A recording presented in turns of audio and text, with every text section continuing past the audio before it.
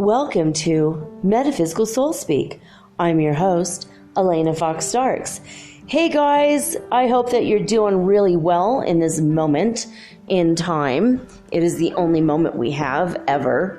It is just this one. We don't ever have the future because it can never come.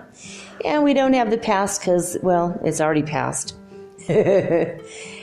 Oh, the past does not last. But boy, do we have a blast. Oh, goodness. I started to watch the movie Alice in Wonderland on Netflix a few minutes ago.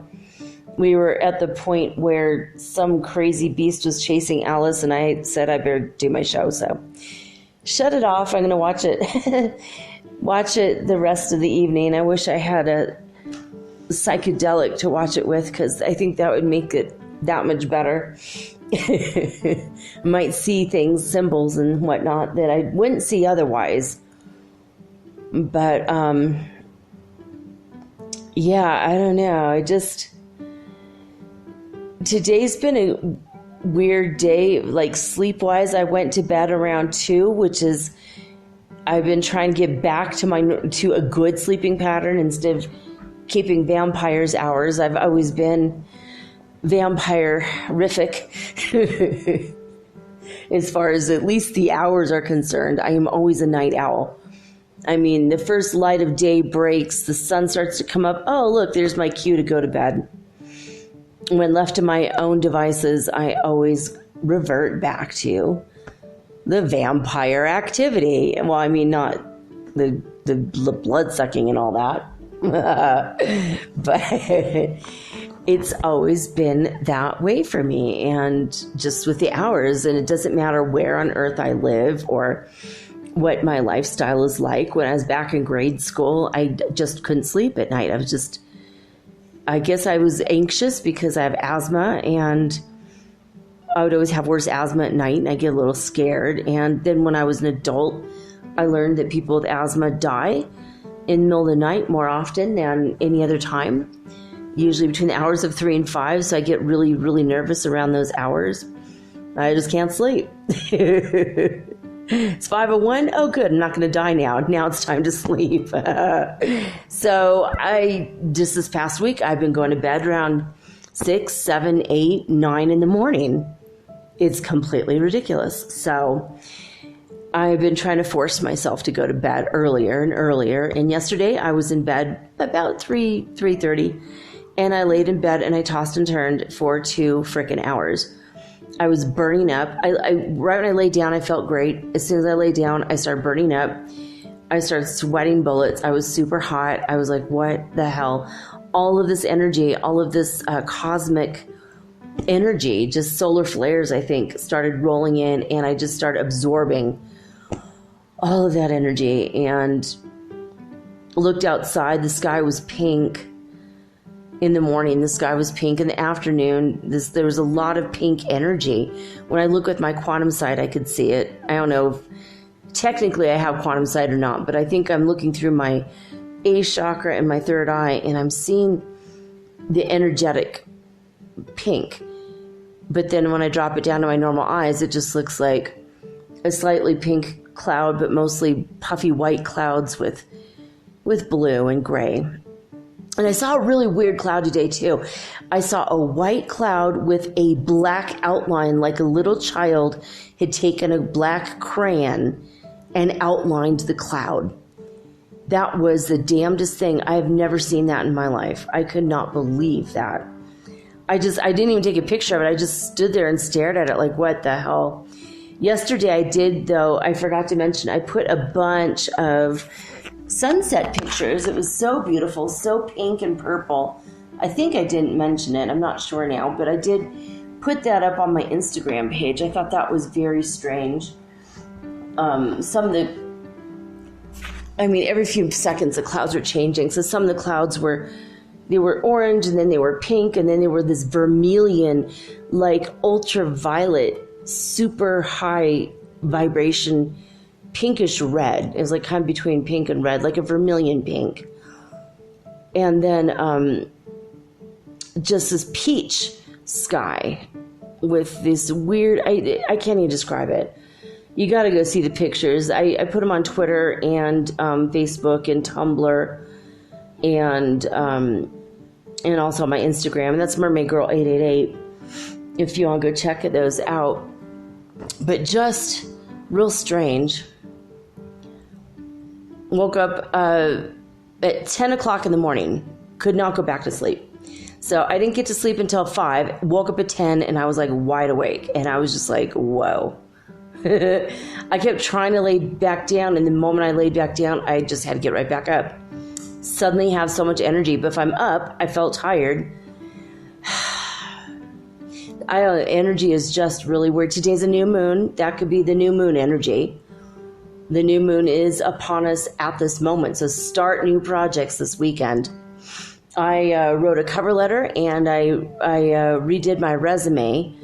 And I sent it to Daily Kos to see if I could become a staff writer for the Daily Kos and KOS. And they are a very liberal publication, and they put out emails that are pretty much breaking political news every single day.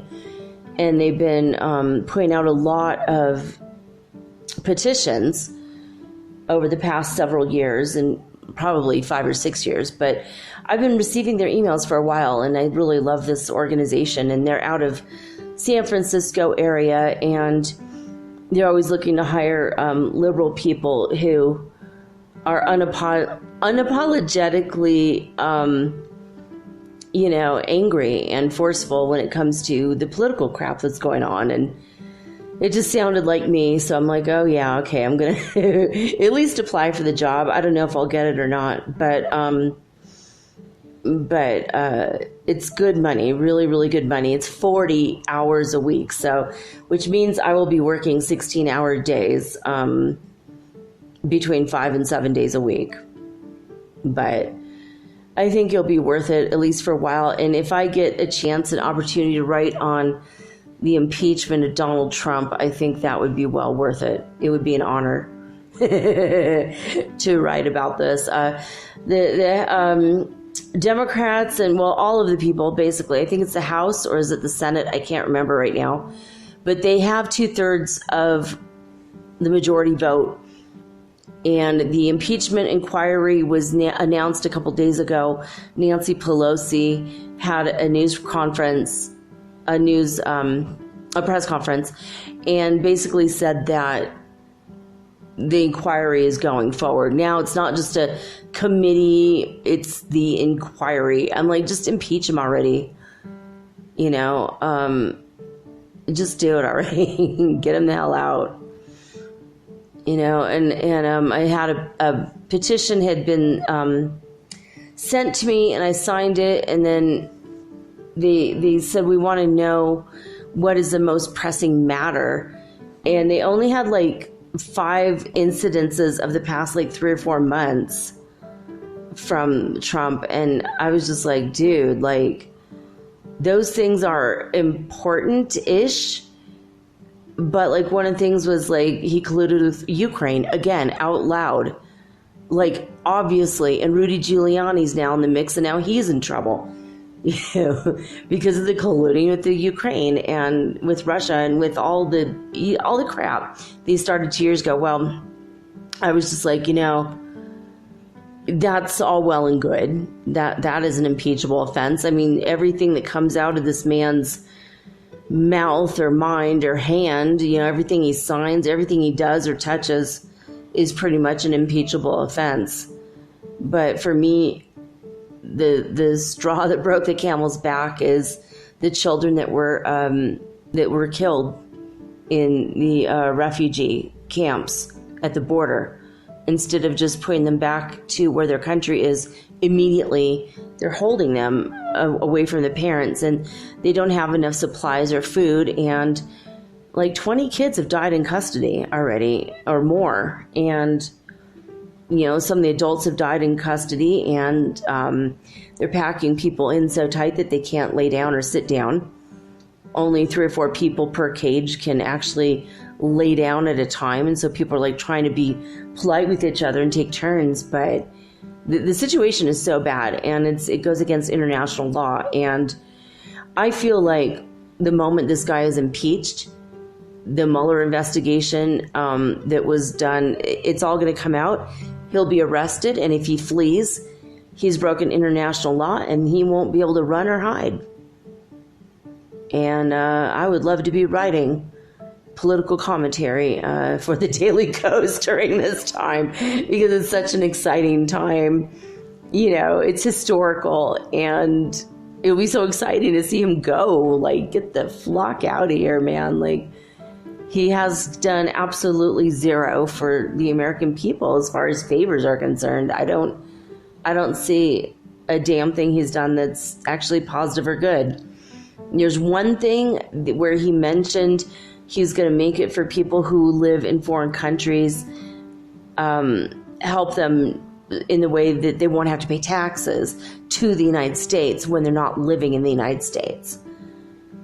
But other than that, I haven't seen anything at all come out of that administration. So I don't know. I, for one, be happy to see him go. I mean, goodbye. Bye-bye, Felicia. You know, I mean, he just doesn't really need to be there anymore, you know.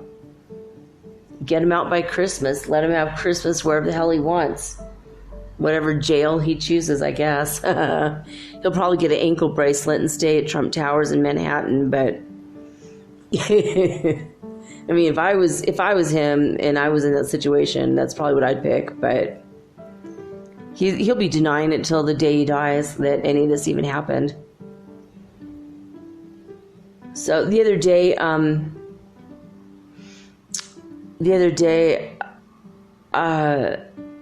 not last night, but the night before, I was very late getting the show out again because the internet went out 4 or 5 times in the past week.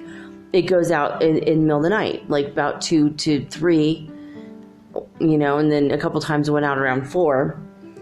And it was just out for like 2 hours. And I kept trying to publish my show. I had gotten, like, everything was fine. Everything was running smoothly. And I've noticed with my, I don't know what it is, if it was just the clouds, if it was the weather, if it's my 12th chakra opening up and messing with all of my electronics, which was like for 3 days was very frustrating. I mean, not only were my electronics going haywire, my eyesight was going in and out, and I just couldn't see anything. And I'm like, what the hell? And now my eyesight's back and I'm fine. I have a little bit of a blurry eyesight issue right now, but I think when you get that rush of energy, everything is just so disorienting and a little bit out of control.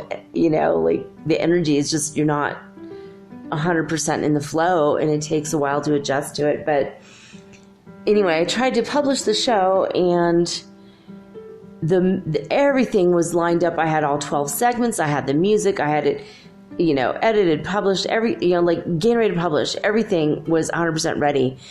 Touched the button. I had added my 5, you have to add 5 tags so that on Spotify, people can look for your show, you know, using just the hashtags, basically. So I had done everything, and I was like, just push the button, and bada bing, bada boom, I'm done. I'm going to sleep. You know, done for the night. And right in that second, the internet just stopped working for 2 freaking hours. I'm like, what the hell now? You know, what fresh hell is this? So I went to, I kept trying to push the button, you know, like, you know, come on, now you're going to go, right? Now 10 minutes later, now you're going to go. And finally, I just decided to turn off my phone, because after 2 hours, finally the TV like had shut off and then came back on, and everything was working again. And it was like pretty cool. Like, all right, thank God we're here. It's opening. It's, the internet's working again. Cool. And my phone still wouldn't do it. So I shut my phone off. I had cut and pasted everything into a little simple notes program so that I could just cut it and paste it back in. Because when you shut off the phone, all of that goes away and you have to retype everything. I'm like, oh my God, 20 minutes of typing and now I've got to start over. So I cut and paste, and I was getting ready to just redo the whole thing again. And I had not published the show. I shut off the phone, turned my phone back on, opened up the app to publish the show.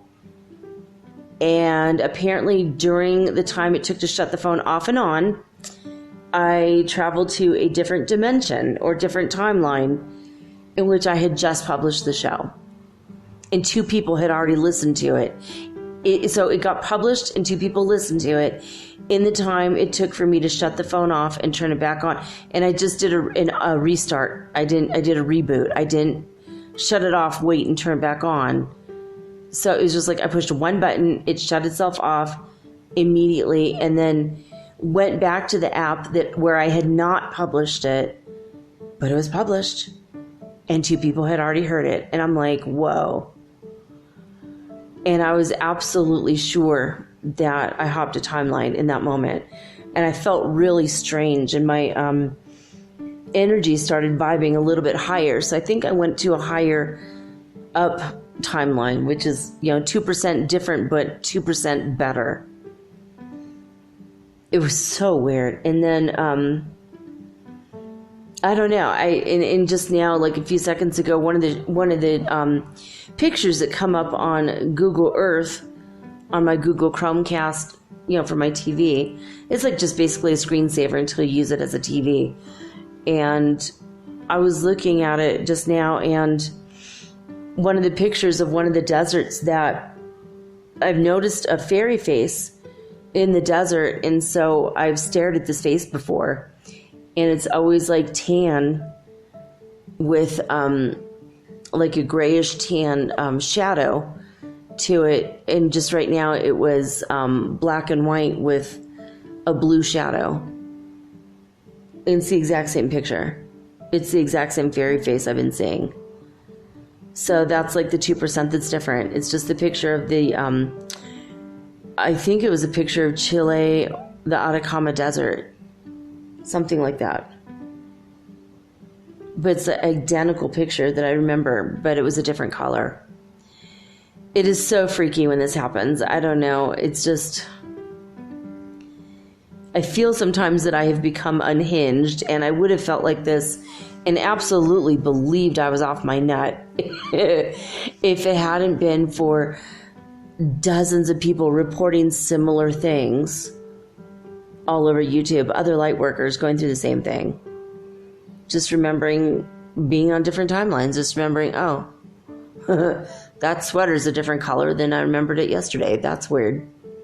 And I remember this energy, and I think I hopped a dimension. That kind of thing. And I keep getting these confirmations from other light workers, and they're saying the same thing. Yeah, I just freaking hopped a timeline. I think I went up one, or I had a bad emotion. I think I went down one. It's all just too weird, man. And I swear to God, if you had told me 3 years ago I was going to be talking about this crazy ass stuff on a podcast, I would have said you were out of your mind. There's no way I would talk about this stuff. No way.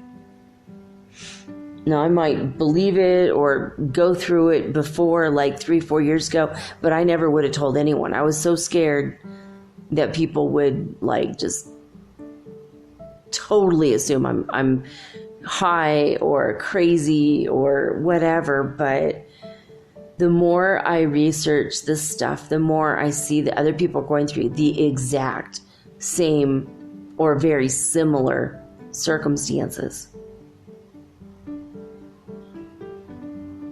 I mean, it's just weird.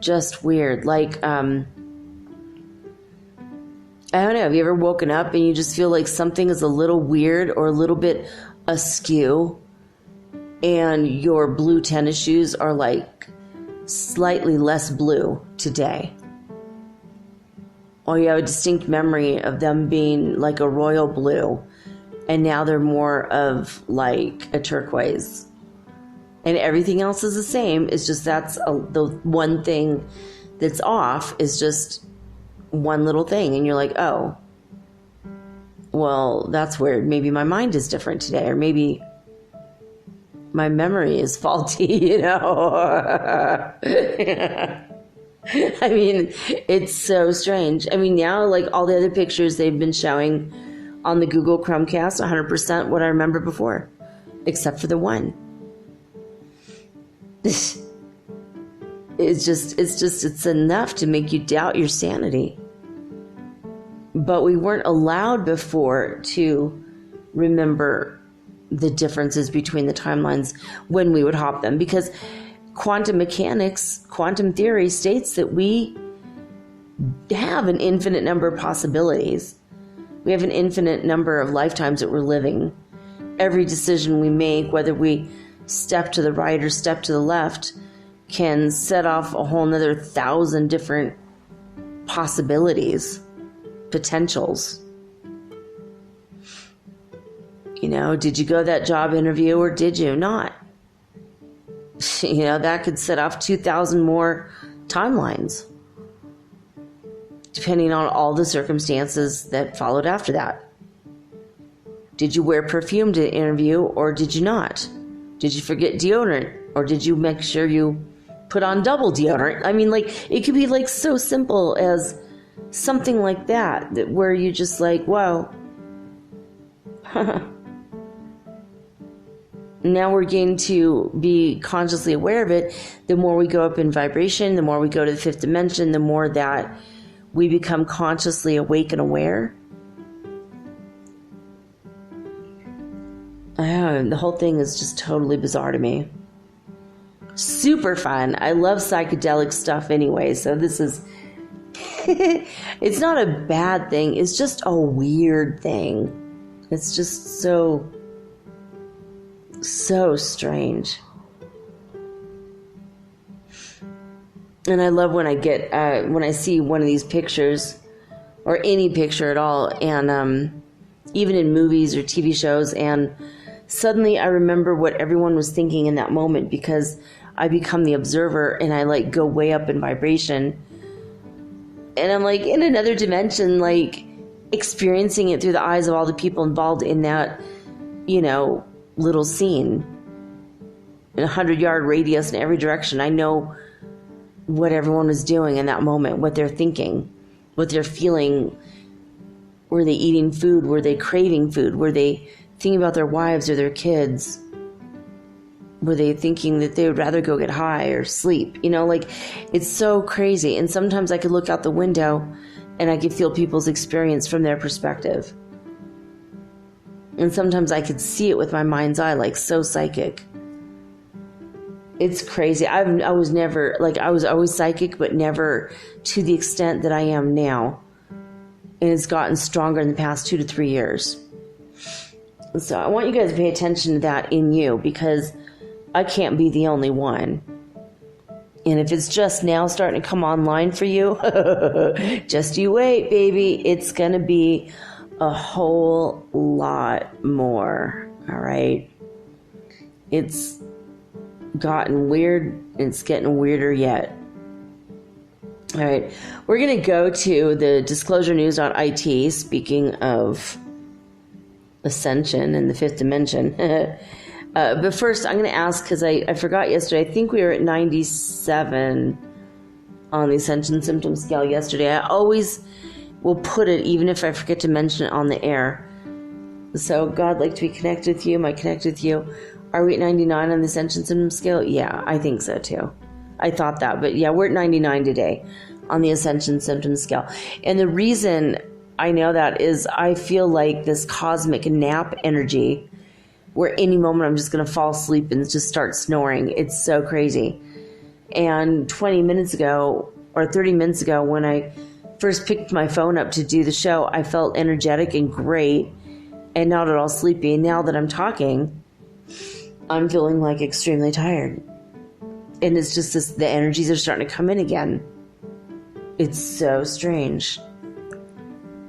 I have a feeling we're all going to get a very deep sleep tonight on this new moon.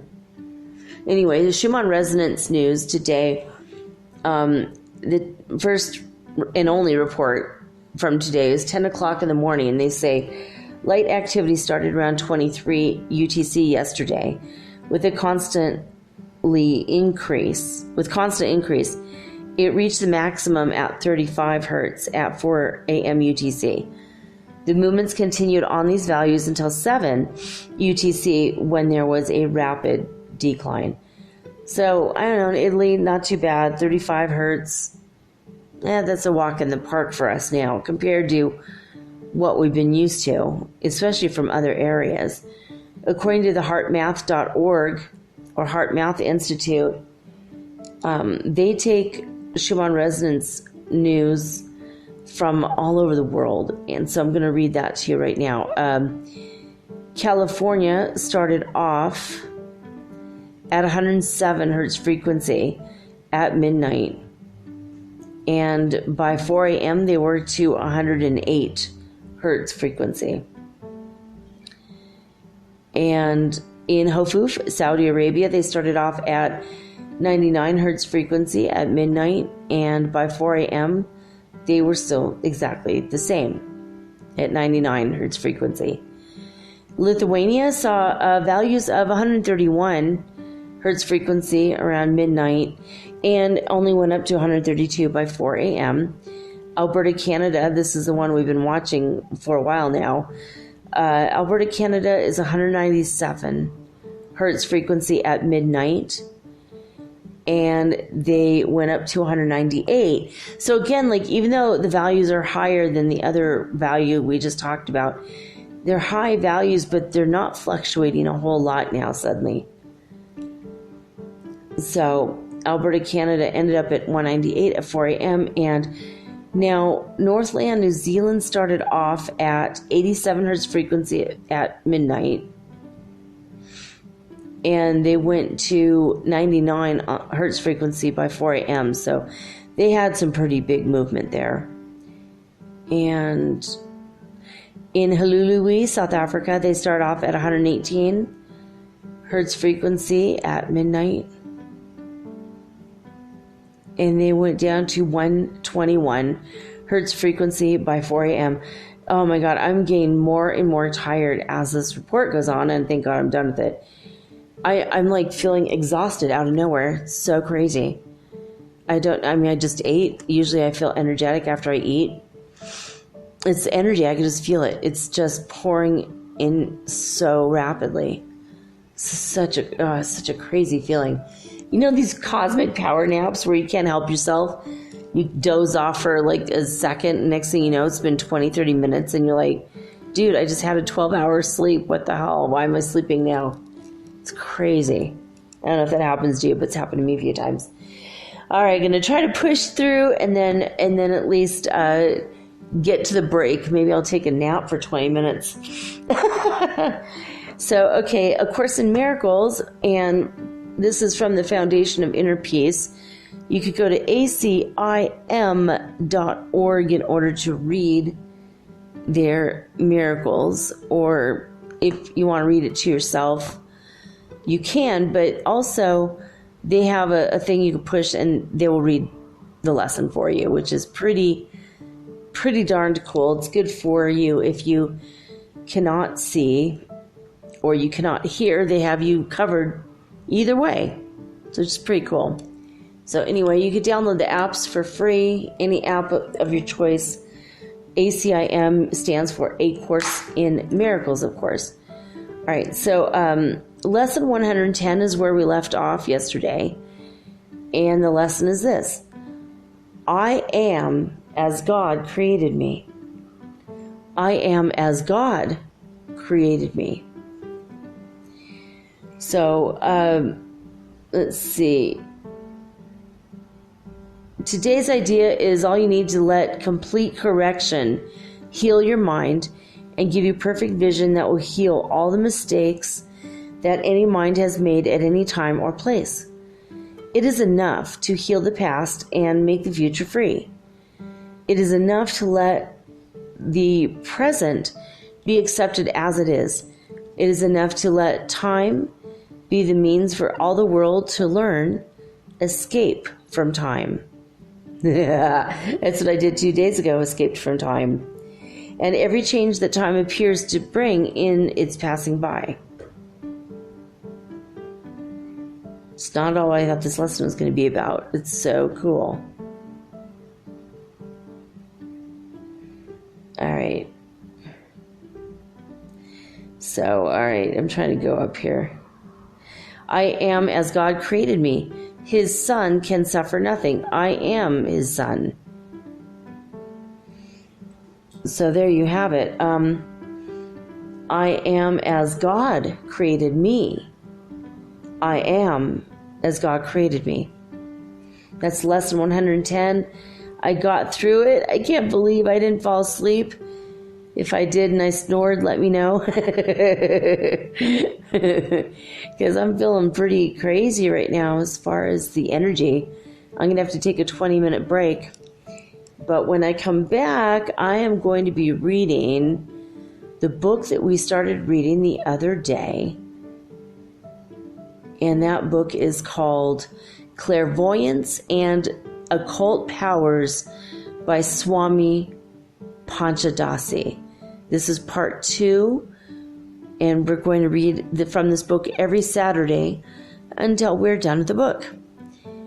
I found this an amazing book, so I think you're going to like it. We left off at lesson 3, and when we come back, we're going to read lesson 3, which is called Telepathy Explained, right after this.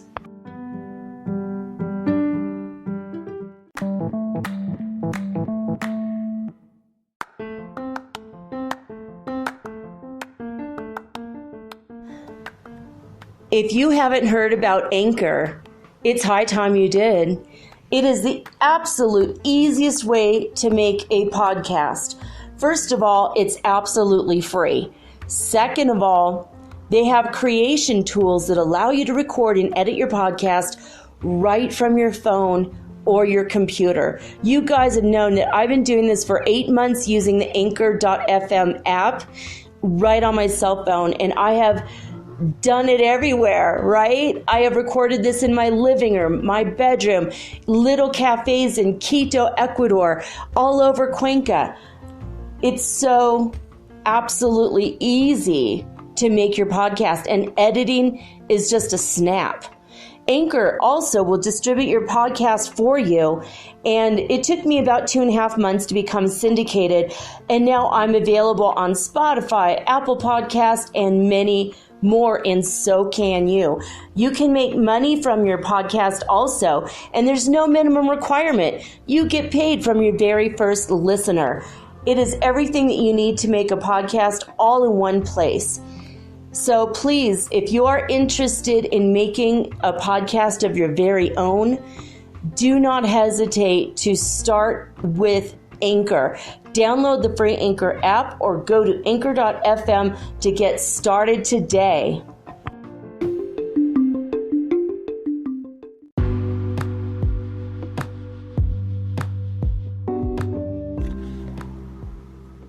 Metaphysical Soul Speak is run on sponsors and listener support. This means listeners like you. If you are so inclined to support my efforts and my little podcast, please visit me at anchor.fm/metaphysical and pledge an amount of your choosing today. Thank you.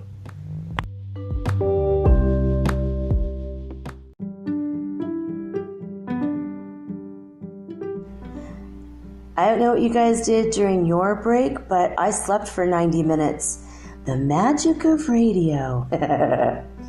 Anyway, where we left off last week in our book, Clairvoyance and the Occult, by Swami Panchadasi, written in 1916, we left off at lesson 3, Telepathy Explained. Telepathy, meaning thought transference, bears a misleading title. Literally translated, it means suffering at a distance, or perhaps feeling pain at a distance. The name should really indicate knowing at a distance in order to be properly descriptive. But as the term has acquired a forced meaning by reason of years of usage, it will probably be continued in popular favor. After all, names do not count so long as the meaning is accepted and understood. While the term itself has been generally used in the sense of conscious and deliberate sending and receiving of thought waves, there is a far wider field of phenomena really covered by it, viz. The unconscious sending and receiving of mental and emotional vibrations. I shall take up this phase of the subject in a moment after I've called your attention to the mechanism whereby the waves of thought and emotion are transmitted. Ooh. In the last chapter, you will remember that I called your attention to the fact that there is a manifestation of energy or force in the form of vibrations in every mental or emotional state. This is true not only in the case of deep thought or vivid feeling, but also in the case of general mental feelings and emotional states. During such manifestations, there is a radiation of mental or emotional vibrations from the brain or the nervous centers of the system, which flows out in all directions, just as do light and wireless electricity. The principal seats or centers of these radiations are the several brains of man. Number one, the several brains of man, viz. The cerebrum, cerebellum, and the medulla oblongata, respectively. And two, the several great centers of nerve substance in the human system, called the plexi, such as the solar plexus, etc. Interesting. The vibrations arising from emotional excitement are sent out principally from the plexi, or the great centers of the sympathetic nervous system. Those arising from the more strictly mental states emanate from certain centers and points of the brain or brains of the person manifesting them. Certain forms of these vibrations constitute the real essence of what it is generally called human magnetism, which will be treated upon in the proper place in these lessons. I do not think it advisable to go into the technical details of the generation and mechanism of transmission of these thought and emotional vibrations in these lessons. To understand the same would require a technical knowledge of physiology and organic chemistry, which is not possessed by the average person. Moreover, such details are neither interesting nor instructive to the general student of occultism. But I think it proper to at least give a brief description of the receiving of such vibratory waves by other individuals.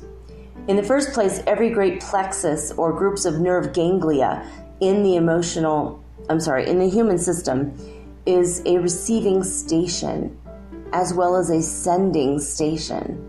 A person manifesting strong emotional excitement tends to awaken similar states in the nervous centers of other persons in whom the conditions are favorable. This explains why the vibrations of anger, fear, panic are so contagious. It also explains the strong effect of the vibrations emanating from the nerve centers controlling the reproductive system in certain cases of strong sexual excitation.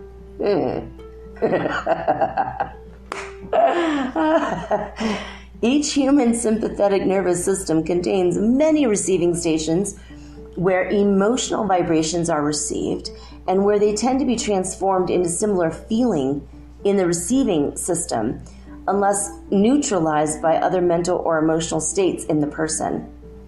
When we come to consider the apparatus by which is received the vibrations arising from what may be called the purely mental operations of the brain, such as intellectual thought, constructive imagination, etc., we find a more specialized arrangement, as might be expected.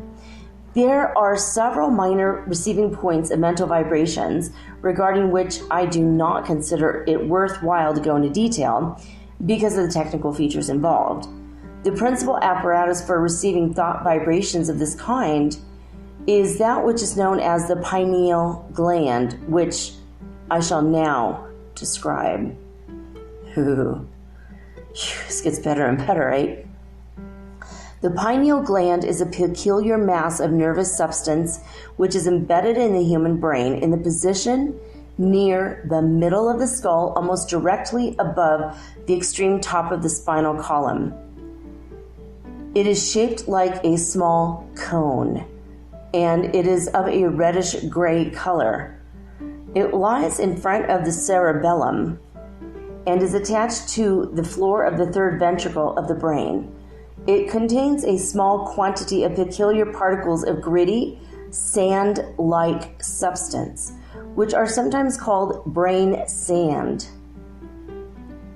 It derives its scientific name from its shape, which, as I've said, resembles a pine cone. Pineal pine cone. Physiologists are at sea regarding the function of this strange organ and generally content themselves with the statement that its functions are not understood.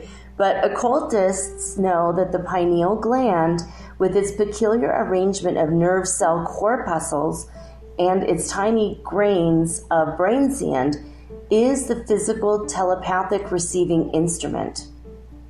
Students of wireless telegraphy have noticed a startling resemblance between the pineal gland and a part of the receiving instrument employed in wireless telegraphy. Telegraphy, I think it's telegraphy. Yeah, okay. The thought, I guess sending a wire telegraph is what he's talking about. Again, 100 and something years old, this manuscript. So, 103. The thought vibrations coming in contact with the nervous system of the receiving person set up a peculiar vibration in the substance of the pineal gland. Thus, the first step in the transformation of these vibrations into thought forms in the mind of the person is underway. The remainder of the process is too technical, both in the physiological as well as in the occult sense, to be taken up in detail at this place. The student will do well to get the idea of the workings of wireless telegraphy well fixed in his mind, for this will set up the right conception of the working of ordinary telepathy without the necessity of complicated technical diagrams and descriptions. And now then, let us see what results from the sending forth and receiving of these mental and emotional waves of force and energy. It is a most interesting subject, I assure you. While the phenomenon of the astral plane is probably more fascinating to the average student, I would impress upon you the importance of mastering the occult phenomena of the physical plane before passing on to that of the higher planes.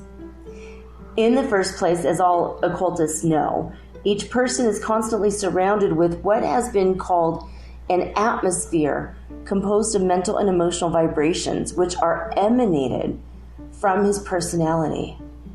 The atmosphere of each person depends upon the general character of the thoughts and feelings of the person in question. Consequently, as no two persons are precisely alike in character, it follows that no two personal atmospheres are exactly alike. Each person has a psychic atmosphere of his or her own. These atmospheric vibrations do not extend very far from the presence of the person and consequently affect only those coming near to him. In the same way, every group or crowd of persons has its own psychic atmosphere, composed of a blending of the individual psychic atmospheres of the persons composing the crowd, group, or assemblage, and representing the general average of the thought and feelings of the crowd. So there are no two groups or group atmospheres exactly alike, for the reason that no two groups of persons, large or small, are exactly alike. Actors know that each audience which they face has its own psychic atmosphere, and the actors are affected by it. Preachers, lawyers, speakers in general are quite aware of this fact and freely admit it, although they may not be acquainted with the causes or the laws governing the phenomena.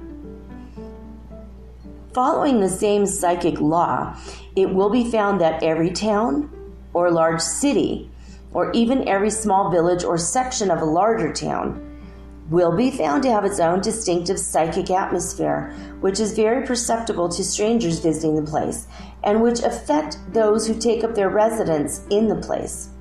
In large cities, it has been noticed that every building has its own peculiar vibrations that arise from the general character of those occupying it. Different church buildings likewise reflect the character of the general habits of thought and feeling of those worshiping in them. Likewise, certain business streets have pleasant or unpleasant vibrations in their atmosphere from the same causes.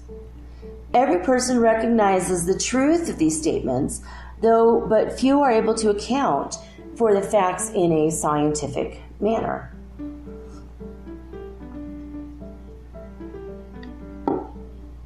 All right.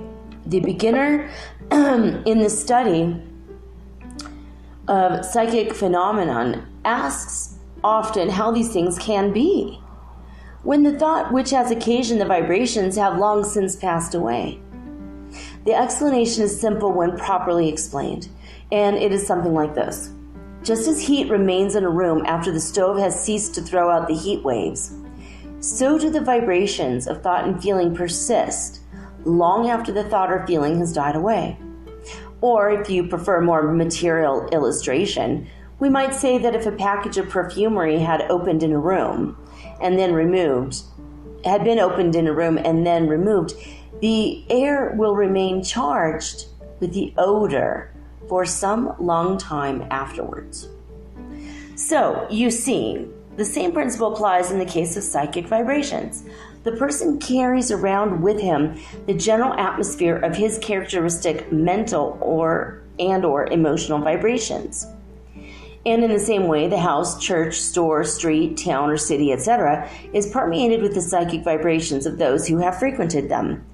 Nearly everyone realizes the different feeling that impresses him when he enters a strange house, apartment, store, or church. Each one has its own difference of psychic effect. And so does each person create his or her own psychic effect upon those coming in contact with him or her, or who comes into his or her presence or vicinity.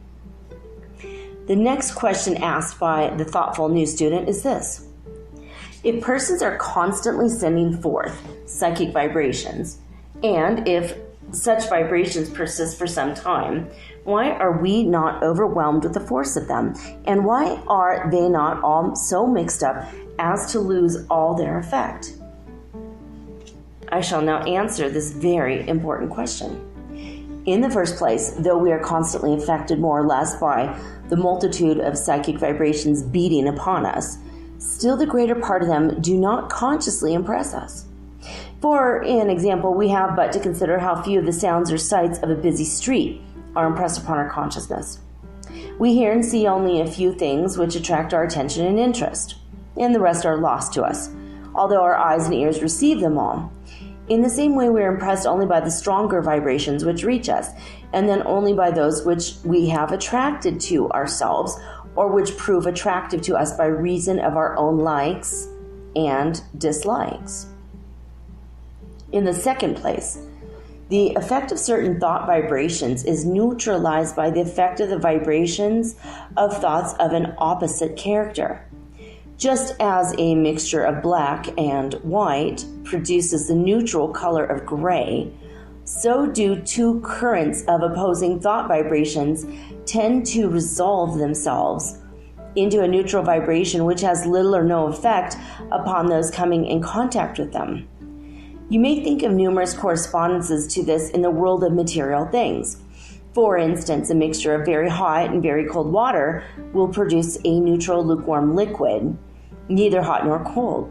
In the same way, two things of opposite taste characteristics, when blended, will produce a neutral taste having but little effect upon one. The principle is universal and is readily understood.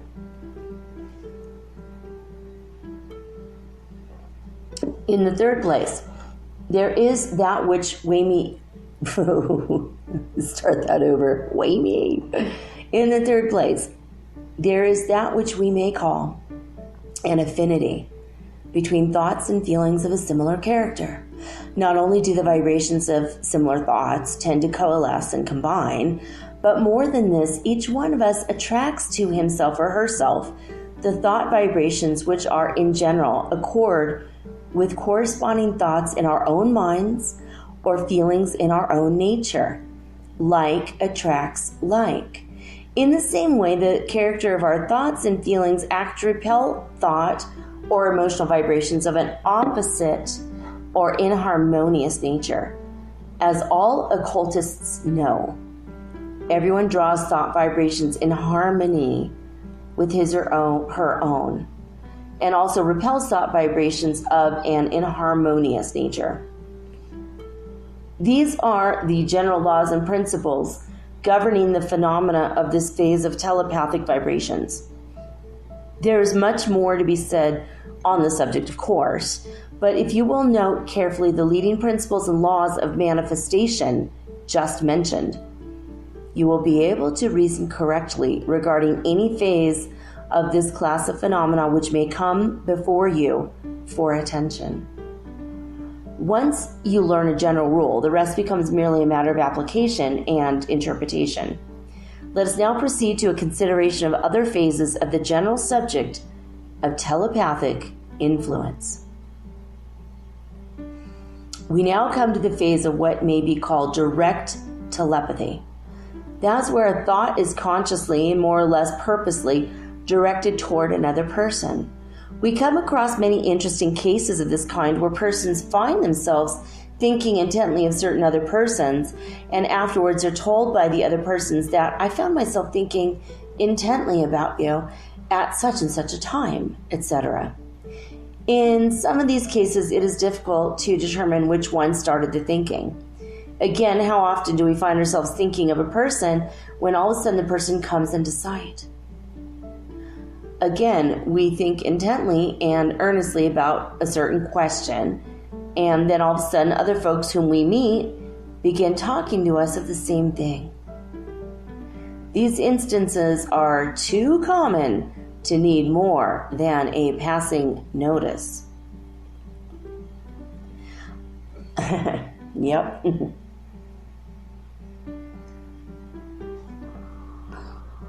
A little more purpose is displayed in that class of phenomena in which we intently wish that a certain person shall do a certain thing, and lo, we soon learn that that certain person has done it.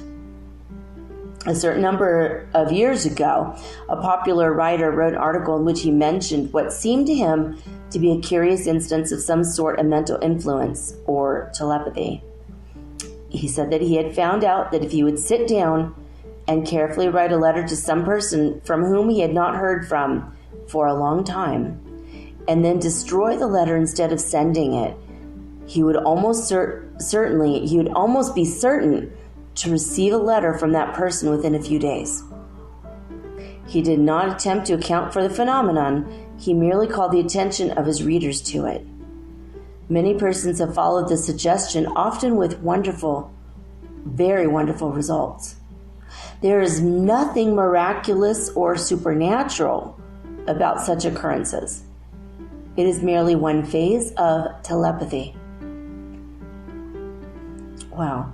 The concentrated thought of the writer of the letter is directed toward the other person, and that person begins to think of the first one.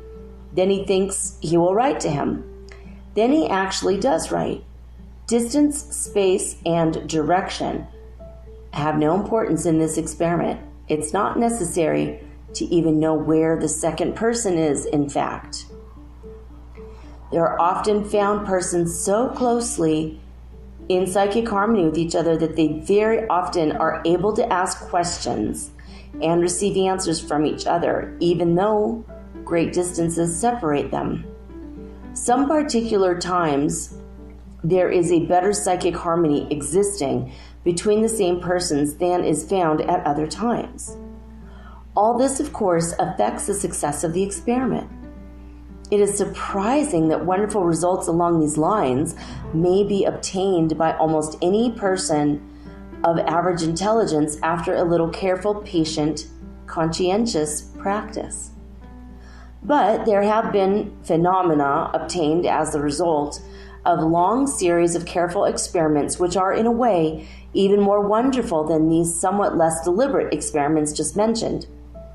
I allude to the experiments of a number of earnest, careful scientific students who surround themselves with every precaution against overenthusiasm, fraud, and coincidence. Prominent among this class of investigations, we find those conducted by the Society for Psychical Research of England, which really established a firm basis for the work of other investigators who followed the general methods of the said society. In the following chapter, I shall give you a somewhat extended statement of the results of such investigations, because this information is important to every student of psychic phenomena, not only because it established a firm scientific basis for his studies and beliefs, but also because it gives him important information which he may apply in the course of his own experimental work. I may mention that the investigations into the subject of telepathy and kindred subjects, under the auspices of the society just mentioned, were conducted by men of careful scientific training and experience, and under the general supervision and approval of the officers of the society, among which have been numbered such eminent men as Professor Henry Sidgwick of Cambridge University, Professor Balfour Stewart, a Fellow of the Royal Society of England, RT, I don't know this what that means, RT Honorable A.J. Balfour, the eminent English statesman, Professor William James, the eminent American psychologist. Oh yeah, I've read his work. Oh, that's so weird. Sir William Crookes, the great chemist and discoverer of physical laws, who invented the celebrated Crookes tubes. Yeah, wow. Without which the discovery of the X-rays, radioactivity, etc. would have been impossible. Frederick W.H. Myers, the celebrated explorer of the astral planes and writer upon psychic phenomena. Sir Oliver Lodge, the popular English scientist, and other men of international reputation and high standing. The character of these men at once gives the stamp of honesty and scientific accuracy to all of the work of the society. In order that you might understand the spirit which animated these scientific investigators in their work of the exploration of this new and strange region of nature, I ask you to carefully read the following words of the presidential address of Sir William Crookes before the Royal Society at Bristol, England in 1898.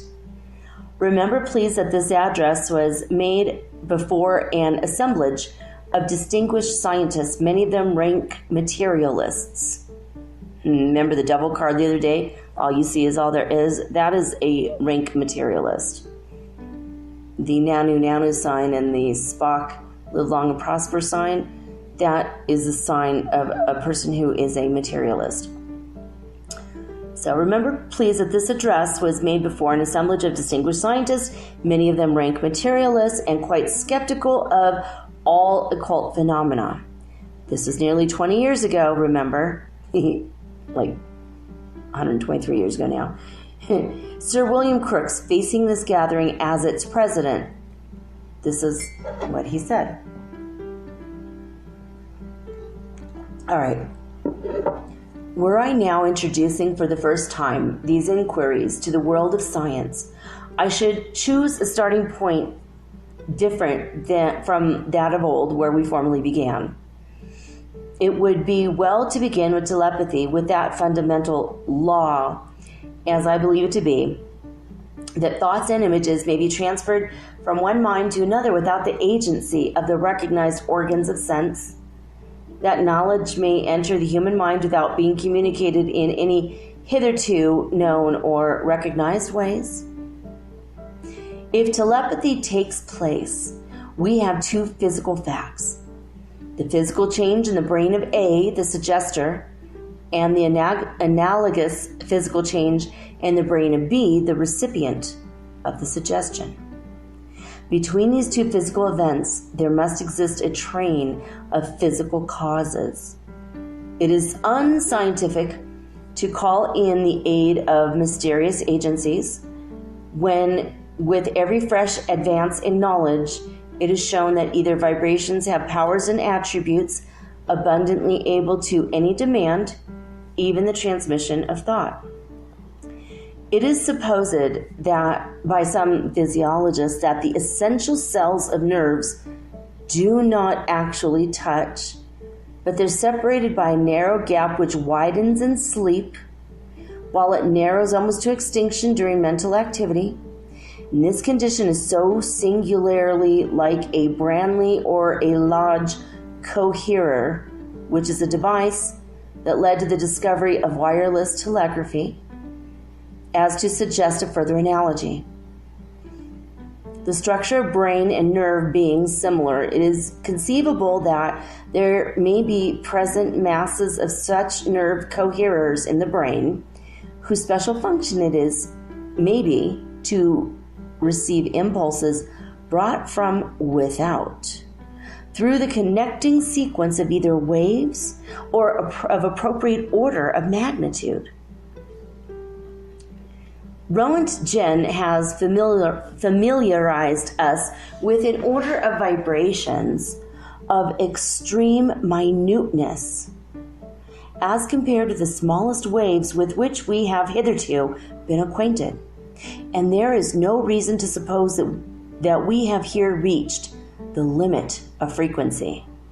It is known that the action of thought is accompanied by certain molecular movements in the brain. And here we have physical vibrations capable from their extreme minuteness of acting direct upon individual molecules, while their rapidity approaches that of internal and external movements of the atoms themselves. A formidable range of phenomena must be scientifically sifted before we effectually grasp a faculty so strange, so bewildering, and for ages so inscrutable as the direct action of mind upon mind. In the old Egyptian days, a well-known inscription was carved over the portal of the temple of Isis. I am whatever has been, is, or ever will be, and my veil no man hath yet lifted. Not thus do modern seekers after truth confront nature, the word that stands for the baffling mysteries of the universe. Steadily, unflinchingly, we strive to pierce the inmost heart from nature, from what she is, to reconstruct what she has been, and to prophesy what she shall be. Veil after veil we have lifted, and her face grows more beautiful, august, and wonderful, with every barrier that is withdrawn. You will notice that this address made nearly 20 years ago, 123 years ago now, and from the standpoint of physical science, is in full accord with the ideas of occultism as old as the hills. And yet the speaker had worked out the idea independently. He also investigated higher forms of psychic phenomena with results that startled the world.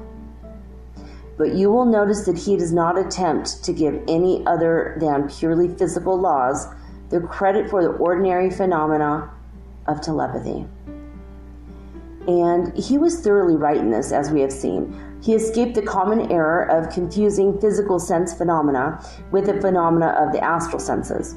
Each plane has its own phenomena, and each class is surely wonderful enough. And again, remember that both physical and astral phenomena are purely natural. There is no need for seeking any supernatural agencies to account for these natural facts.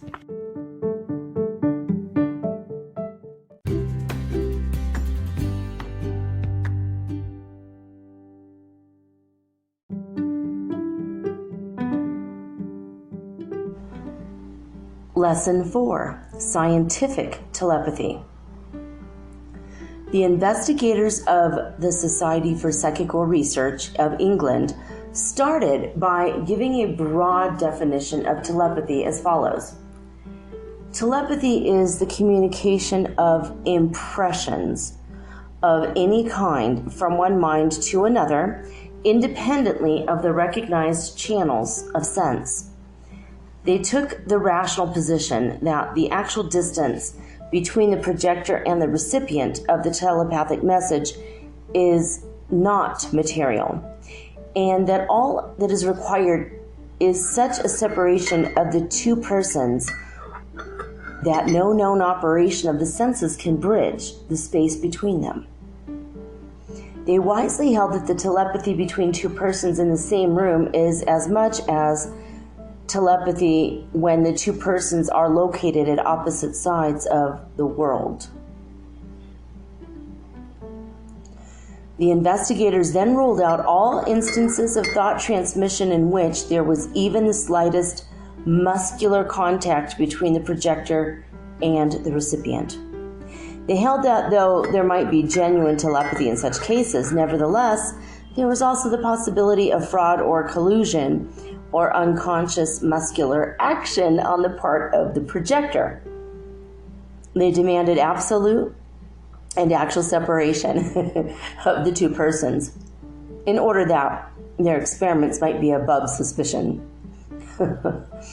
They were wise in this, for there is undoubtedly a psychic communication in the cases in which there is a slight physical connection between two persons, as I shall point out to you a little further on. Still, the element of doubt or suspicion must be entirely eliminated from a scientific test in order to render it valuable and valid.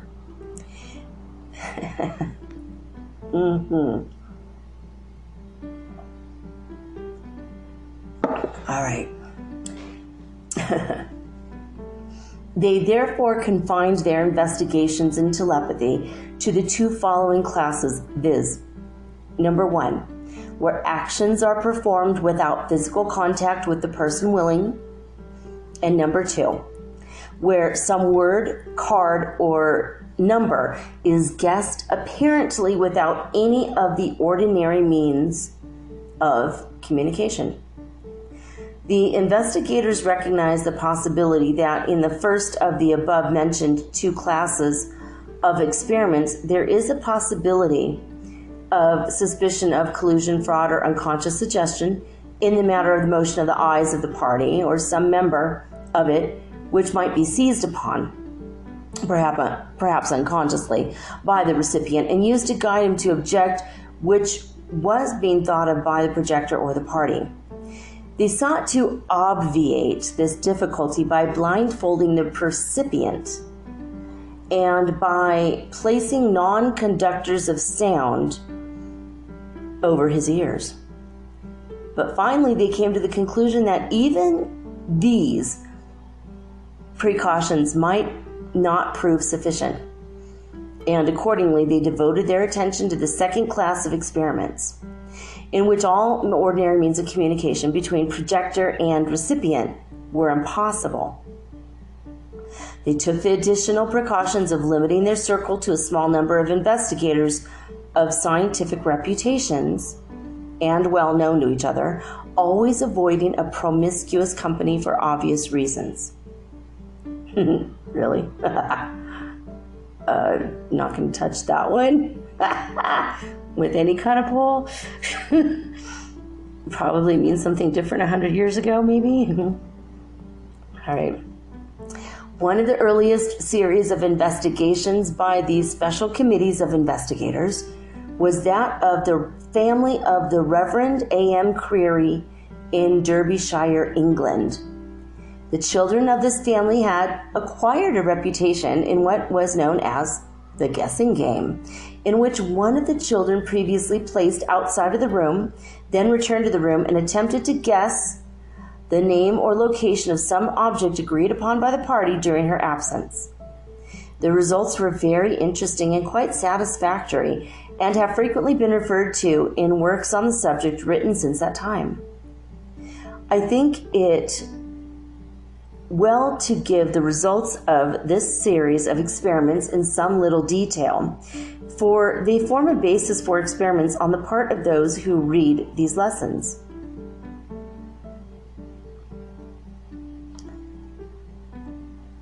Professor W.F. Barrett, Professor of Physics in the Royal College of Science for Ireland, conducted the most of the experiments.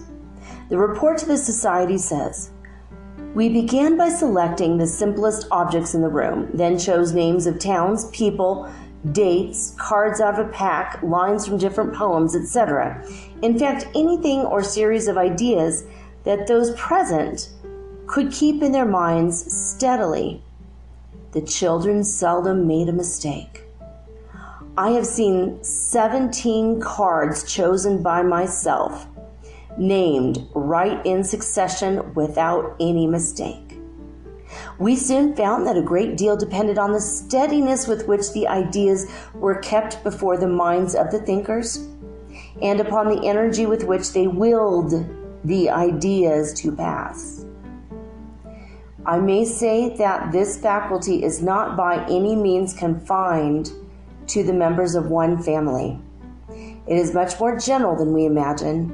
To verify this conclusion, I invited 2 of a neighbor's children to join us in our experiments with excellent results. The report gives the methods of the experiments as follows. The inquiry has taken place partly in Mr. McCreary's house, partly in lodgings, or at a hotel occupied by some of our number. Having selected at random one child whom we desired to leave the room and wait at some distance, we would choose a pack of cards or write on a piece of paper a name of a number which occurred to us at the moment. Generally, but not always, this was shown to the members of the family present in the room, but no one member was always present, and we were sometimes entirely alone. We then would recall the child, one of us always assuring himself that when the door was suddenly opened, she was at a considerable distance, though this was usually a superfluity of caution, as our habit was to avoid all utterances of what was chosen. On re-entering, she stood, sometimes turned to us with her face towards the wall, oftener with her eyes directed toward the ground, and usually close to us and remote from the family, for a period of silence, varying from a few seconds to a minute, till she called out to us some number, card, or whatever it might be. In the first experiments in guessing the name of objects, the child guessed correctly 6 out of 14. She then guessed correctly the name of small objects held in the hands of one of the committee 5 times out of 6. She guessed fictitious names chosen by the committee 5 out of 10 at the first trial. The committee then tested her by writing down the name of some object in the house, fixed at random, and then, after all had thought intently of the thing, sent for the child, bade her try to find the thing thought of, the thought concentration, of course, continuing during the search. The result is thus reported. In this way I wrote down, among other things, a hairbrush, it was brought. An orange, it was brought. A wine glass, it was brought. An apple, it was brought. And so on until many objects had been selected and found by the child. Passing over the details of many other experiments, we find that the following remarkable results were obtained by the committee. Altogether, 382 trials were made in this series. In the case of letters of the alphabet, cards, and of numbers of two figures, the chances of success on a first trial would naturally be 25 to 1, 52 to 1, and 89 to 1, respectively. In the case of surnames, they would, of course, be infinitely greater. Cards were most frequently employed, and the odds in their case may be taken as a fair medium sample, according to which, out of a whole series of 382 trials, the average number of successes at the first attempt by an ordinary guesser would be 7 1/3. Of our trials, 127 were successes on the first attempt, 56 on the second, 19 on the third, which making 202 out of a possible 382. Think of this. While the law of averages called for only 7 1/3 successes at first trial, the child obtained 127, which, given a second and third trial, they raised to 202. You see, this takes the matter entirely out of the possibility of coincidence or mathematical probability. But this was not all. Listen to the further report of the committee on this point. The following was the result of one of the series. The thing selected was divulged to none of the family, and 5 cards running were named correctly on a first trial. The odds against this happening once in a series were considerably over 1,000,000 to 1. There were other similar batches, the 2 longest runs being 8 consecutive guesses, once with cards, once with names, where the adverse odds in the former case were over 142 millions to 1, and in the other something incalculably greater. The opinion of eminent mathematicians who have examined the above results is that the hypothesis of mere coincidence is practically excluded in the scientific consideration of the matter. The committee calls special attention to the fact that in many of the most important tests, none of the query family were cognizant of the objects selected, and that therefore the hypothesis of fraud or collusion is absolutely eliminated. The committee naturally came to the conclusion that the phenomenon was real and genuine telepathy. Oh, wow.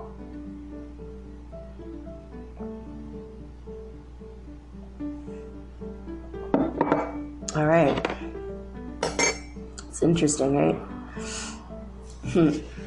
Professor Balfour Stewart, LLD FRS, who was present at some of these experiments, though not a member of the committee, expressed great amazement at some of the results. He reports, the thought reader was outside a door. The object or thing thought of was written on paper and silently handed to the company in the room. The thought reader was then called in, and in the course of a minute, the answer was given. Definite objects in the room, for instance, were first thought of, and in the majority of the cases, the answers were correct. Then numbers were thought of, and the answers were generally right, though, of course, there were some cases of error. The names of towns were thought of, and a good many of these were right. Then fancy names were thought of. I was asked to think of certain fancy names and mark them down and hand them around to the company. I thought of and I wrote on paper Bluebeard, Tom Thumb, Cinderella, and all the answers were all correct. The committee also conducted a number of experiments where other recipients with very satisfactory results. Colors were guessed correctly with a percentage of success quite beyond the average or probable number. Names of towns in all parts of the world, were correctly guessed by certain recipients with a wonderful degree of success. But probably most wonderful of all was a correct reproduction of diagrams of geometrical and other figures and shapes.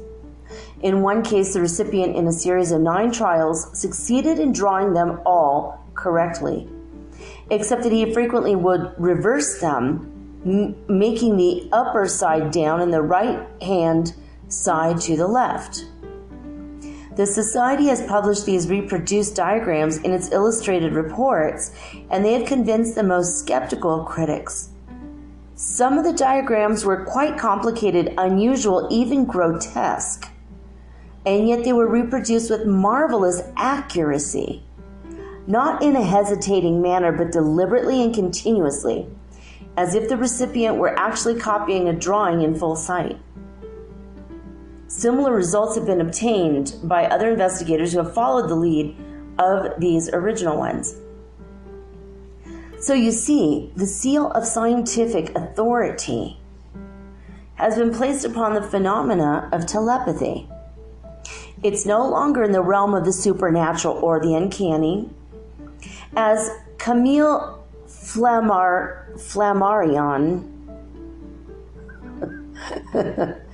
that's a name. Wow. Flammarion? There's like a J/I. It's very weird. Okay, as Camille Flammarion, the eminent French scientist, has said, the action of one mind upon another at a distance, the transmission of thought, mental suggestion, communication at a distance, all these are not more extraordinary than the action of a magnet on iron, the influence of the moon on the sea, the transportation of the human voice by electricity, the revolution of the chemical constituents of a star by the analysis of its light, or indeed of the wonders of contemporary science. Only these psychic communications are of a more elevated kind and may serve to put us on the track of a knowledge of human nature. What is certain is that telepathy can and ought to be henceforth considered by science as an incontestable reality, that minds are able to act upon each other without the intervention of the senses, that psychic force exists, though its nature is yet unknown. We say that this force is of a psychic order, not physical or physiological or chemical or mechanical, because it produces and transmits ideas and thoughts, and because it manifests itself without the cooperation of our senses, soul to soul, mind to mind. Wow.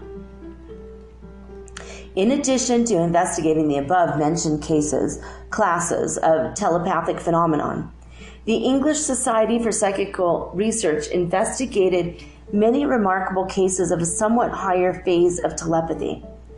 They took down the stories told by persons deemed responsible, and then carefully examined and cross-examined other witnesses to the strange phenomenon.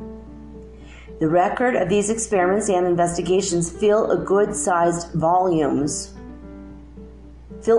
good-sized volumes of the Society's reports, which are well worth reading by all students of the subject.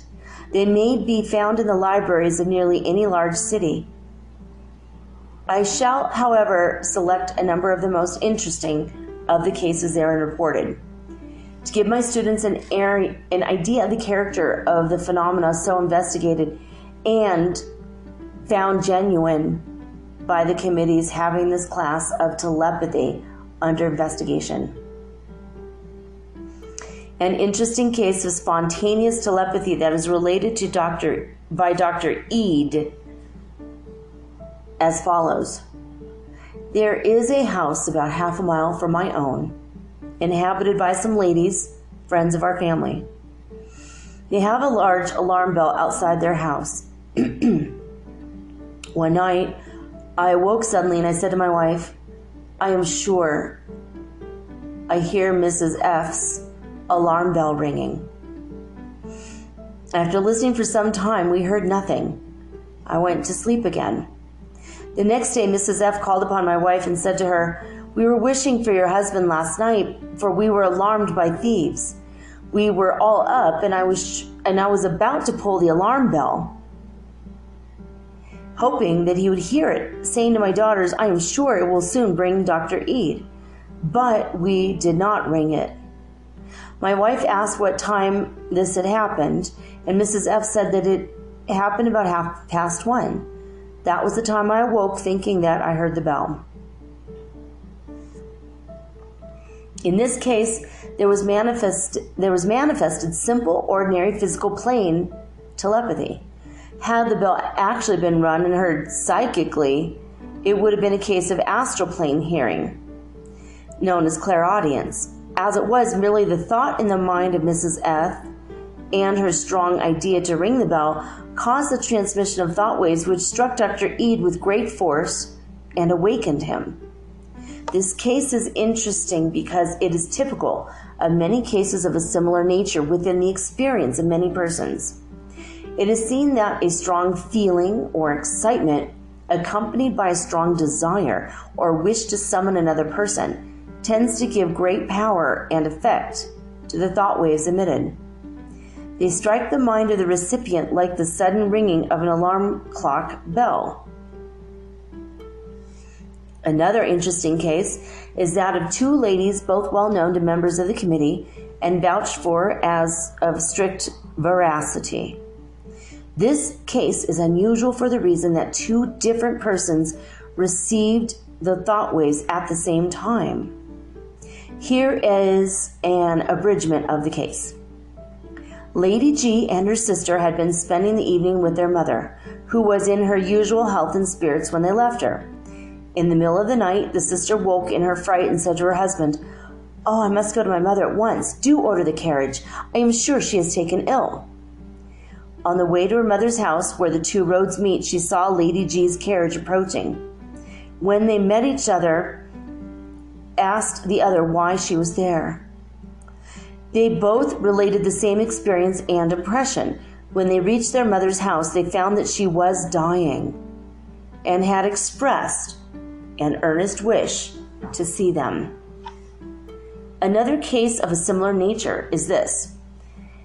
At the siege of Multan, Major General R., then adjutant of his regiment, was severely wounded and supposed himself to be dying. He requested that his ring be taken off his finger and sent to his wife.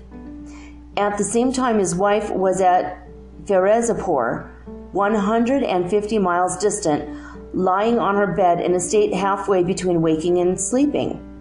She saw her husband being taken off the field and heard his voice saying, "Take this ring off my finger and send it to my wife." This case bears the marks of very strong telepathy, but also has a suspicious resemblance to clairvoyance, accompanied by clairaudience. Or perhaps it is a combination of both telepathy and clairvoyance. It is impossible to determine which in absence of more detailed information. The message of persons dying or believing themselves to be approaching death are very frequently strong for certain reasons well known to occultists. But there's nothing supernatural about the phenomena, and in most cases it is merely a strong case of telepathy, or a case of strong telepathy. The Society also reports the following interesting case. A was awake and strongly willed to make himself known to two friends who at the time, 1 o'clock in the morning, were asleep. When he met them a few days afterwards, they both told him that at 1 o'clock they had awakened under the impression that he was in their room. The experience was so vivid that they could not go to sleep for some time, and they looked at their watches to note the time. Cases of this kind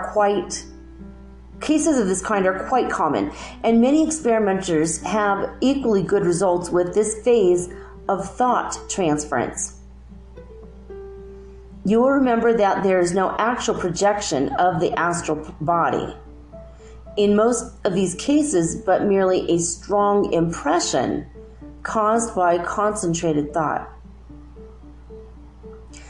Another interesting case is that of late Bishop Wilberforce, and is recorded in his biography as follows. The bishop was in his library at Cuddleson with 3 or 4 of his clergy with him at the same time. The bishop suddenly raised his hand to his head and exclaimed, "I am certain that something has happened to one of my sons." It afterwards transpired that just at this time his eldest son's foot was badly crushed by an accident on board his ship, the son being at sea. The bishop himself recorded the circumstance in a letter to Miss Noel, saying, "It is curious that at the time of his accident I was so possessed with the depressing consciousness of some evil having befallen my son, Herbert, that at the last I wrote down that I was unable to shake off the impression that something had happened to him, and noted this down for remembrance." There's nothing unusual about this case, for it has been duplicated in the experience of many persons. Its chief importance lies in the fact that it is recorded by a man of wide reputation and high standing, and also that the bishop had taken the precaution to note the thing down at the time, instead of merely recalling it after he heard of the accident. You will notice that in many cases of this kind, the phenomenon closely approaches the aspect of true clairvoyance or astral sensing. In some cases, there appears to be a blending of both telepathy and astral clairvoyance. In fact, there is but very little difference between the highest phases of ordinary telepathy and the more common phases of clairvoyance. Here, as in many other cases of nature's forces, there seems to be a gradual blending rather than a sharp dividing line between the two classes of phenomena. Moreover, the student developing his telepathic powers will frequently find that he is beginning to unfold at least occasional flashes of clairvoyance. In the case of telepathy, the recipient merely senses what is in the mind of the projector. In some cases, a picture in the mind of the projector may be seen by the recipient and may thus be mistaken for a case of pure clairvoyance, but in investigating closely, it will still be found that the real scene was slightly different from the impression, in which case it shows that the impression was simply telepathic. Clairvoyant vision shows the scene as it really is, or rather as the physical eye of the recipient would have seen it. The astral sight really sees the scene and does not merely receive the mental impression of the projector. The first is original seeing, the second merely a reproduction of images already in the mind of the projector and colored by his personality, etc. In the next lesson, I shall give you a number of exercises and methods designed to develop your telepathic powers. You will find the practice of these most interesting, entertaining, and at the same time most instructive. You will find that as you practice the exercises given therein, you will become more and more adept and proficient in producing telepathic phenomena. From the lower stages, you will be able to proceed to the higher. And in time, you will be surprised to find that almost unconsciously, you have passed into the stage in which you will have had at least occasional manifestations of clairvoyance, psychometry, etc. In fact, there is no better way known to practical occultists to develop in a student the powers of clairvoyance than just this method of starting the student with the exercises designed to develop the telepathic power. It has been found by centuries of experience that the student who develops telepathic power in a systematic way will gradually unfold and evolve the clairvoyant and psychometric power. It constitutes the first rungs on the ladder of psychic development. Of course, under the head of clairvoyance, etc., you will be given methods and exercise designed to develop clairvoyant powers, some of them very valuable and effective methods at that. But notwithstanding this, I feel that I should impress upon you the importance of laying a firm foundation for such instruction by developing yourself first along the lines of telepathic power. Such a course will not only keenly sharpen your powers of receptivity to such vibrations as you may wish to receive, but it will also train your mind in the direction of translating, interpreting, and recording such impressions when received. You must remember that proficiency in a mental art is attained only by means of training the attention to concentrate upon the task. It is the same way in clairvoyance and psychometry. Telepathy trains your attention to concentrate upon the reception of impressions and to hold them firmly and clearly in consciousness. The result is that when you really develop clairvoyant receptivity, your attention has already been trained to do the necessary work. I need not tell you what an advantage this gives you over the clairvoyant who has not received this training, for your own common good sense will assure you of it. So, now, for our training in telepathy, not only for itself, but also as a means of preparing for the higher stages. Well, there you have it. Lessons 3 and 4. Next week we will come back on Saturday and resume with lesson 5. And tomorrow, like always, I'll be back with all new, unique, and original programming, just like I am here every day. And, well, there you have it. I'm still putting in a call for any ghost stories, supernatural phenomena involving spirits, whether you knew them or not. I want to do a very special Halloween metaphysical ghost speak. And also Santa Claus, anything relating to Christmas miracles or Santa Claus, anything to do with a holiday, even if you're not Christian, it doesn't matter if you're religious or not, even if you have a supernatural phenomenon that happened on Hanukkah or Diwali, which is it's in November, but we're going to cover this in December. So if you have any miracle stories that would be inspirational to the masses, please send those to metaphysicalsoulspeak@gmail.com or send me a voice message telling me the story at anchor.fm/metaphysical. All right, guys, that's it. I'm going to go. I hope that you enjoyed the reading tonight of Clairvoyance and the Occult. I love that this is scientific, too. It's kind of funny that I picked 2 books to read at the same time, like Mondays and Saturdays now. And they're both to do with psychic stuff, which also has a scientific proof and evidence. And I feel like these books are long forgotten. Like a lot of people don't even really realize that they exist. It's very, very interesting. So I hope that you've enjoyed it. I've enjoyed reading them, and I enjoyed hearing the results of their experiments and how they did it and avoided collusion and fraud. It's pretty interesting. So we will continue with this next Saturday with more of this book. It's kind of a long book, so we're going to be at this one for a while. Oh, goodness. Well, I got to go because obviously I've got a frog in my throat. A ribbit. A ribbit. See, there it goes again. All right. I love you guys. Thank you for being on this ascension journey with me. Thank you for liking, subscribing, favoriting, starring, whatever it is that you do on your own podcast app or platform. And thank you for sharing this among your Facebook groups and your Instagram people, your mailing lists, and the like.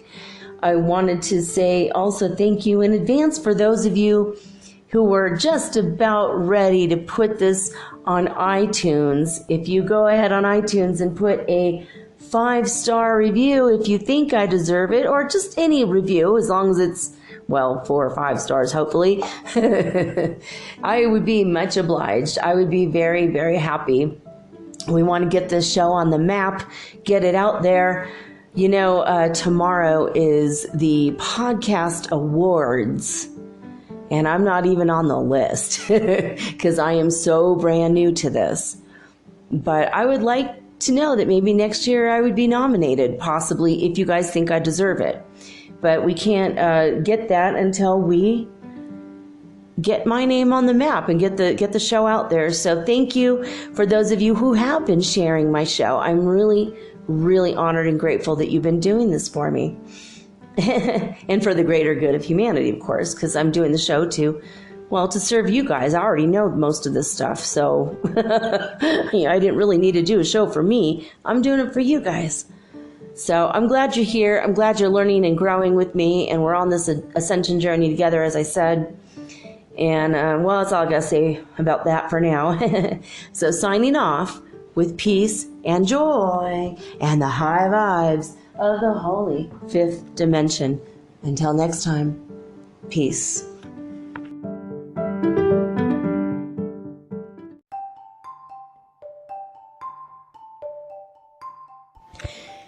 Do you ever wish you could look into the next chapter in your book of life and see what's coming next? What does the universe have in store for you? I can help you with that. I will give you a Celtic cross reading, which is 10 cards, or you can ask me 3 questions, and I use 3 cards per question. So that's 9 cards, or I can channel your higher guidance, or maybe God directly for you. Maybe you want to talk to your dear departed Aunt Edna, because maybe you have a few questions and she was the smartest person you knew. If your deceased relatives are available or your ascended masters, I can channel them for you personally. Let me have 1 hour to show you the future in your next chapter of your book of life. Readings are $75, and it takes me an hour to an hour and a half to complete. And for this price, you will also be hooked up to the healing grid around the planet for free, which means yours truly, me, I will be giving you Reiki 24 hours a day, 7 days a week for the rest of your life. All you have to do is let me know. metaphysicalsoulspeak@gmail.com, and we will explore your future together.